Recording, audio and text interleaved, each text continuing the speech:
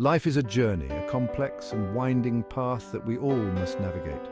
It's a journey filled with both mountaintop experiences, where we feel on top of the world, and valley lows where the shadows seem to engulf us.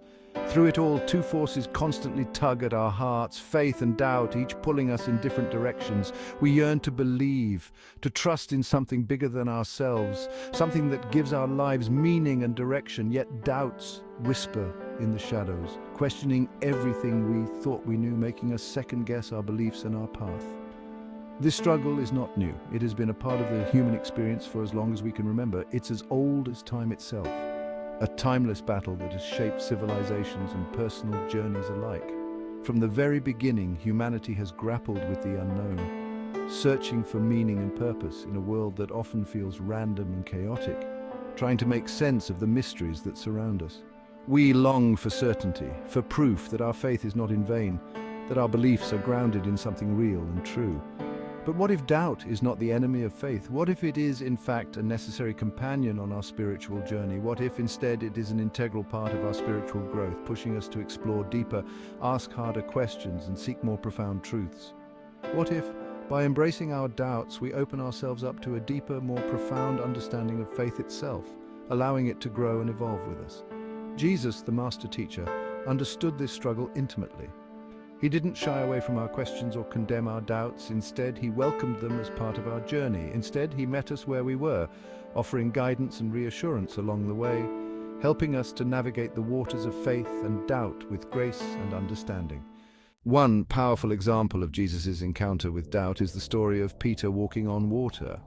This story is not just about a miraculous event, but also about faith, trust, and the human tendency to waver in the face of fear. Imagine the scene: a raging storm, a boat tossed about like a toy, and the disciples terrified. The wind is howling, the waves are crashing, and the boat is being thrown around like a leaf in the wind. The disciples are clinging to whatever they can, their hearts pounding with fear. Suddenly they see Jesus walking towards them on the water. Amidst the chaos, a figure appears, calmly walking on the turbulent sea. It's a sight that defies all logic and understanding. Peter, always the bold one, calls out, "Lord, if it's you, tell me to come to you on the water." "Come," Jesus says. His voice is steady and reassuring, cutting through the noise of the storm. And Peter, filled with faith, steps out of the boat and onto the waves. His heart is pounding, but he is driven by his trust in Jesus. For a moment, he experiences the impossible. He walks on water. The sensation is surreal, the water firm beneath his feet, but then the wind howls, the waves crash around him, and fear grips Peter's heart. The reality of the storm hits him, and doubt begins to creep in. He takes his eyes off Jesus and focuses on the storm. The moment he shifts his gaze, his faith wavers, and in that instant he begins to sink. The water that once held him up now threatens to swallow him. "Lord, save me," he cries out. His voice is filled with desperation and fear. Jesus, always compassionate, reaches out and pulls Peter from the water. His touch is firm and reassuring, a lifeline in the midst of chaos. "You of little faith," he says, "why did you doubt?"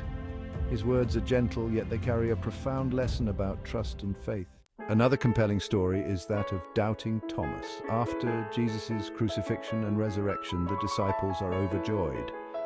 But Thomas, who wasn't with them at that moment, refuses to believe. "Unless I see the nail marks in his hands and put my finger where the nails were and put my hand into his side, I will not believe it," he declares.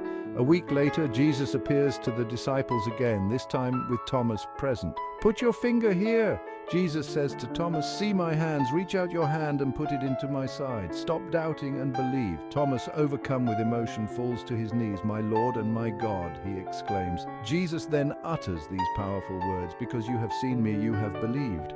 Blessed are those who have not seen and yet have believed." These stories teach us that doubt is not the opposite of faith. It's a part of it, an integral part of the journey. Just like Peter, we may have moments of great faith only to be overwhelmed by fear and doubt when the storms of life rage around us. And like Thomas, we may need tangible evidence to bolster our belief. We seek signs, miracles, and assurances to strengthen our wavering hearts. The key is to keep our eyes fixed on Jesus, the author and perfecter of our faith. When we focus on our circumstances, our fears and our doubts, we lose sight of him and begin to sink. The waves of uncertainty can pull us under, but when we keep our eyes on him, trusting in his love and his power, we can walk on water even in the midst of the storm. His presence gives us the strength to rise above our challenges. Doubt can be a catalyst for growth. It pushes us to explore, to question, and to seek deeper truths. It can lead us to ask difficult questions, to seek deeper understanding, and to ultimately strengthen our faith.